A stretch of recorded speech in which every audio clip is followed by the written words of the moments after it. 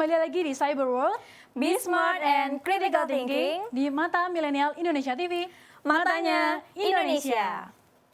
Saat ini, Kementerian Komunikasi dan Informatika Republik Indonesia fokus pada edukasi dan pemahaman untuk peningkatan pada masyarakat mengenai literasi digital.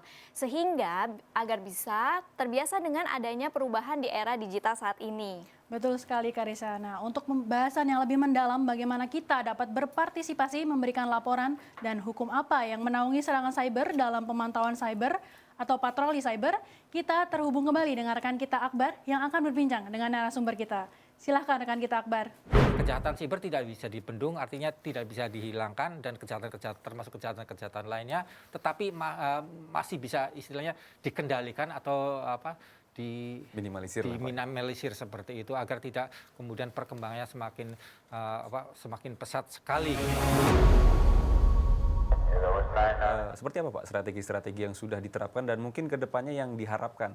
Sebenarnya kalau strategi yang dilakukan sementara ini, kalau di polisi sendiri kita punya upaya preemptif, preventif, dan penegakan hukum sebagai upaya terakhir. Seperti preemptif bisa saja dilakukan oleh orang-orang Binmas, Babin Kamtibmas yang ada di kelurahan-kelurahan atau desa-desa. Mereka sebenarnya punya peran aktif untuk bagaimana menyadarkan masyarakat bisa memahami bagaimana sebuah kejahatan siber terjadi seperti itu secara umum seperti itu ya. Artinya masyarakat tahu, pernah diceritakan atau pernah mendengar dari Babin Kamtibmas seperti misalnya, atau dari Humas juga punya istilahnya penerangan secara umum baik melalui media sosial atau melalui media mainstream seperti itu juga bagian dari bagaimana kita bisa memberikan pencerahan kepada masyarakat. Artinya edukasi terhadap masyarakat juga diperlukan, betul, Pak. Dan Polri juga sudah melakukan itu, Pak. Melakukan itu, termasuk Direktorat Tindak Pidana Siber, meskipun kita secara tugas pokok kita tidak punya fungsi pencegahan ya di khusus dan Bareskrim secara umum atau jajarannya secara umum kita tidak punya fungsi pencegahan gitu. Tetapi kita tetap mengedepankan bagaimana sebuah kejahatan itu bisa diantisipasi. Artinya proses antisipasi ini adalah upaya pencegahan yang dilakukan oleh Bareskrim, misalnya seperti itu. Katakanlah kaitan dengan patroli cyber aja ya, mungkin topik yang sedang kita bicarakan, istilahnya sebuah media misalnya mengumumkan sebuah demonstrasi gitu. Bagaimana caranya agar kita tidak bisa agar sebuah demonstrasi yang tadinya mungkin akan menjadi sangat besar, kita bisa mencegah agar kemudian pengikutnya jangan terlalu besar. Artinya demonstrasi disilahkan tetap berjalan, tapi kemudian kita edukasi bahwasanya kepentingannya untuk apa, pastikan betul, terus kemudian bagaimana kita melihat situasinya, apakah memungkinkan diikuti oleh orang banyak, kalau tidak semoga tidak banyak diikuti seperti itu, atau kemungkinan kalau memang bisa tidak perlu demonstrasi tapi kemudian disampaikan secara lebih formal dalam pengertian mungkin melalui surat atau melalui hanya beberapa orang yang menyampaikan saja. Itulah yang kemudian bagian katakanlah sebagai antisipasi misalnya, atau misalnya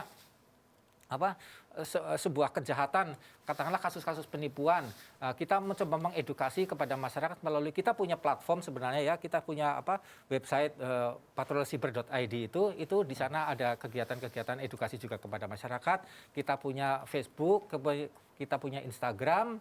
Di sana juga bisa dimanfaatkan untuk bagaimana kita mengetahui kejadian-kejadian kejahatan cyber yang berkembang seperti itu, sehingga pada dasarnya kita berupaya semaksimal mungkin agar proses penegakan hukum ini menjadi benar-benar upaya terakhir.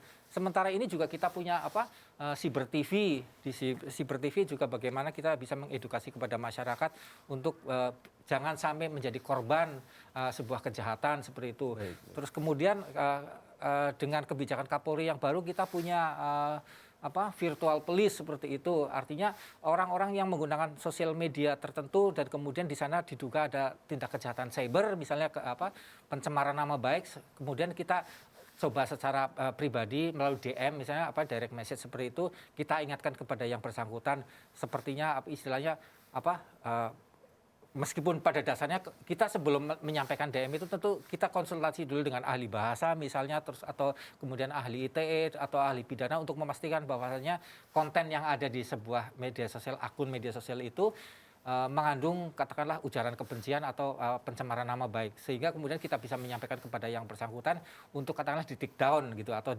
dihapuslah kontennya seperti itu. Pak, edukasi yang dilakukan kepada masyarakat ini berarti sebagian besar dilakukan secara online, Pak ya? Ada tidak Pak edukasi yang secara face to face langsung ke lapangan gitu Pak? Betul, yang tadi kita lakukan secara online, tetapi secara face to face ada. Beberapa kali kita juga diundang sebagai narasumber pada sebuah kegiatan oleh kementerian, oleh sektor publik atau sektor swasta, atau kemudian dari perguruan tinggi juga mengundang kita seperti itu. Itu adalah bagian-bagian dari bagaimana kita berupaya untuk mengedukasi bukan masyarakat secara umum, tapi pegawai pemerintah juga kita. Kalau memang kita diundang untuk melakukan edukasi semacam itu, kita dengan senang hati dan tentu ini sebuah kebaikan bersama untuk bisa terjalin kerjasama seperti itu gitu. Baik, Pak, melakukan edukasi itu kan bukan hal yang mudah gitu Pak. Itu kan susah untuk membuat orang lain memahami bahwa ini tuh bahaya, jangan lakukan ini begitu kan. Itu sejauh mana Pak kira-kira masyarakat menerima edukasi yang diberikan oleh Polri? Iya, pada dasarnya kalau kita melihat pemahaman secara umum, kalau kita melihat feedbacknya gitu ya, artinya dari kalangan melalui online gitu, mereka memahami bahwasanya istilahnya terima kasih atas edukasi yang disampaikan atau penerangan-penerangan yang dilakukan melalui media online seperti itu. Tapi kalau kemudian kita melalui yang media offline, misalnya melalui pertemuan-pertemuan tertentu, tentu kita sebenarnya dari wajah-wajah mereka yang katakanlah mendengarkan atau kemudian bertanya, itu kita bisa mendapatkan feedback bahwasanya mereka istilahnya teramat antusias untuk bagaimana ternyata menghadapi kejahatan siber itu berkembang, dan kemudian mereka tentu akan berusaha mengantisipasi apabila itu terjadi kepada mereka seperti itu. Berarti mereka antusias dan Betul. lebih mudah untuk diedukasi jadinya. Iya, begitu. pada dasarnya sih masing-masing tergantung segmen ya. Ada orang yang memang hanya cukup dengan melalui online mereka sudah bisa memahami. Tetapi ada juga orang-orang yang harus bertemu dengan seseorang atau kita bertemu secara face to face gitu lebih mudah memahami seperti itu. Tergantung orangnya kalau untuk bagaimana memahami sebuah message bisa disampaikan seperti itu. Baik. Pak, tadi kan disebutkan bahwa untuk menanggulangi ancaman siber yang skalanya besar begitu, tentu saja perlu banyak stakeholder lain, elemen-elemen aparat yang lain begitu kan. Apakah ada kerjasama dari Direktorat Tindak Pidana Siber Polri dengan lembaga-lembaga atau instansi lain, Pak? Secara umum kita sering sekali istilahnya bertemu atau kemudian kita saling koordinasi atau kemudian kita saling istilahnya mengisi acara lah seperti itu ya, atau kemudian istilahnya hanya saling ketemu untuk saling secara sosial kita bisa berkenalan seperti itu ya. Kita beberapa kali mengadakan acara itu, tetapi secara umum bahwasanya ke semua kementerian, lembaga yang tadi sudah saya sebut, sektor publik, sektor swasta, kemudian akademisi dan aparat penegak hukum lainnya, jaksa, hakim, mungkin dengan bukan hanya di dalam tetapi juga di luar negeri, katakanlah dengan FBI, dengan AFP misalnya, dengan kepolisian Inggris atau kepolisian New Zealand atau kepolisian negara lainnya, kita semua saling bantu seperti itu. Termasuk dengan platform misalnya dengan Google, dengan Facebook, dengan Twitter, dengan WhatsApp, dengan Instagram seperti itu, kita punya akses istilahnya bagaimana kita melakukan kerjasama dengan akademisi pastilah, karena kita biasa menggunakan ahli ITE, ahli pidana, ahli bahasa, ahli psikologi seperti itu terbiasa, dan kemudian dengan aparat penegak hukum lainnya yang tadi sudah saya sampaikan dengan katakanlah dengan FBI atau dengan FBI. Tetapi secara umum kalau kita melakukan kerjasama ke luar negeri, kita sebenarnya punya tiga saluran dengan polis to polis. Kita punya polisi yang ada di luar negeri yang sebagai senior liaison officer atau atas kepolisian. Di samping pada suatu saat apabila kita melakukan pelatihan di luar negeri, kita atau seminar atau konferensi di luar negeri, kita juga bisa kenalan dengan polisi luar negeri, dan kemudian secara pribadi kita email-emailan atau kita punya punya jaringan WhatsApp seperti itu. Kita meng-create kondisi-kondisi seperti itu untuk memastikan bahwasanya sebuah kerjasama bukan hanya di dalam negeri tapi di luar negeri juga bisa berjalan seperti itu. Terus kemudian kita punya Interpol, kita katakanlah membuat red notice, kita bisa bantu dibantu oleh Interpol seperti itu. Kita juga punya kerjasama melalui MLA dari government to government, ya, G2G, apabila kita minta mutual legal assistance apabila sebuah kasus ada terjadi di luar negeri, ya kita bisa lewat jalur MLA tersebut. Kita dari sini katakanlah dari Polri, kita ke Central Authority yang dari Kumham, dari Kumham kemudian minta ke Kemlu untuk mengirimkan ke perwakilan Kemlu yang ada di luar negeri seperti itu. Itulah yang mungkin bisa kembangkan bagaimana kita bisa menangani sebuah kejahatan cyber, bukan hanya kerjasama di dalam negeri tetapi di luar negeri dengan seluruh komponen kerjasama yang ada. Banyak sekali Pak ya kerjasama oleh Polri itu. Artinya Polri juga tidak main-main nih dalam menanggapi ancaman cyber ini Pak ya. Bukan hanya Polri saya, termasuk kementerian lembaga lain juga melakukan hal yang sama seperti itu. Artinya semua sebenarnya sangat concern terhadap bagaimana menghadapi situasi kejahatan cyber yang mungkin berkembang ke depannya seperti itu. Ini kan lembaga yang menangani persoalan siber kan banyak Pak, tidak hanya Polri. Betul. Lantas kepada masyarakat umum, misalkan seperti saya ketika menemui sebuah kasus yang berkaitan dengan computer crimes, itu kepada siapa Pak kami harus melapor gitu Pak? Dan sekali mungkin sebagai penutup bisa dijelaskan kepada masyarakat beberapa sepatah kata.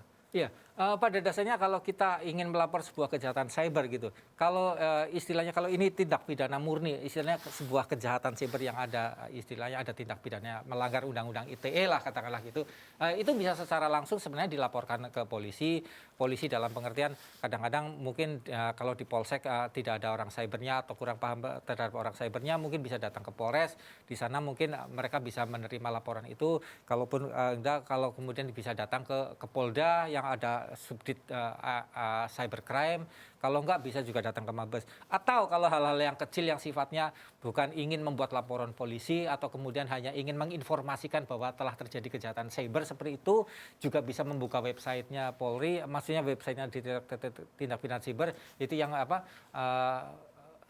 patrolisiber.id seperti itu. Nah, di sana mereka bisa membuat report seperti itu. Reportnya itu memang kemudian tidak ditindaklanjuti dalam bentuk laporan polisi langsung kepada pelapornya, tetapi data-data atau informasi-informasi yang disampaikan oleh masyarakat melalui patrolisiber.id itu adalah data dan informasi yang kemudian akan kami analisis untuk memastikan bahwasanya benar sebuah misalnya nama seseorang misalnya atau nomor rekening perbankan tertentu atau nomor handphone tertentu yang melakukan kejahatan atau email tertentu yang melakukan kejahatan itu kemudian kita kompilir dan kemudian analisis untuk memastikan atau memetakan kira-kira kemudian pelakunya siapa seperti itu gitu.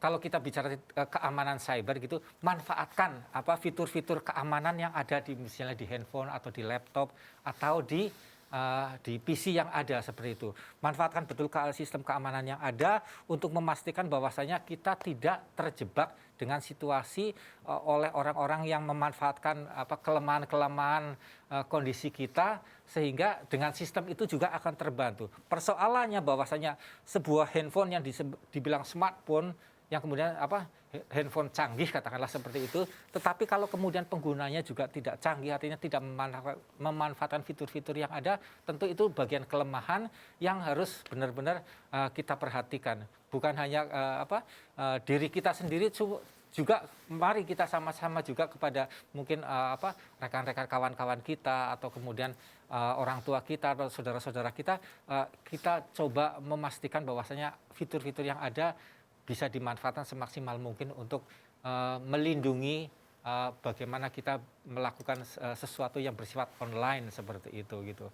Baik Pak, terima kasih banyak Pak atas jawabannya dan diskusinya. Semoga hasil bincang kita pada hari ini bisa bermanfaat bagi kita semua dan tentunya bisa lebih meningkatkan keamanan setiap individu manusia yang ada di Indonesia ini Pak. Betul. Baik, demikian pemirsa hasil perbincangan kita bersama pakar mengenai patroli siber. Dengan pada intinya, kejahatan cyber tidak dapat dibendung, namun Polri sudah melakukan sebisanya untuk mengurangi, namun perlu adanya partisipasi masyarakat untuk melakukan pengamanan terhadap individu sendiri. Saya Akbar Wirawan, pamit undur diri, saya kembalikan ke studio. Silakan Karissa dan Titis. Nah, gimana Bar tadi wawancaranya? Seru banget ternyata wawancaranya. Itu jadi aku banyak banget belajar hal-hal yang baru tentang apa itu cyber patrol. Dan aku juga baru tahu kalau ternyata ancaman kejahatan siber itu tuh udah banyak banget dan sudah berada di mana-mana. Bahkan sampai level terendah masyarakat pun itu sudah ada. Sudah mencapai level terendah masyarakat juga sudah terjangkau kejahatan cyber ya. Betul, Terus Mbak. tadi Tadi aku juga dengar yang kasus terbanyak di Indonesia itu ternyata penipuan ya, penipuan. Terus abis itu ada yang kedua terbanyak juga ada hate speech, ya. Nah, tadi juga sempat disinggung untuk masalah masyarakat harus berkontribusi. Ya, jadi kan dari Bareskrim Polri maupun Kemenkominfo sudah berupaya banyak untuk menangani kejahatan cyber yang beredar di dunia maya ya. Tapi dari kita sendiri, milenial dan masyarakat juga harus berkontribusi dalam cakap menggunakan media sosial, bijak dalam menggunakan media sosial. Betul banget. Jadi kita juga harus memaksimalkan fitur keamanan yang berada di perangkat keamanan perangkat kita. Demikianlah milenials, pembahasan pada episode kali ini mengenai Cyber Patrol. Nantikan episode-episode selanjutnya yang tentunya nggak kalah menarik dan pastinya bermanfaat untuk teman-teman milenial semua. Kami pamit undur diri, saya Karissa. Dan saya Akbar Wirawan. Dan saya Titi Suwardiani. Terima kasih telah menyaksikan Cyber World. Be Smart and Critical Thinking hanya di Mata Milenial Indonesia TV. Matanya Indonesia.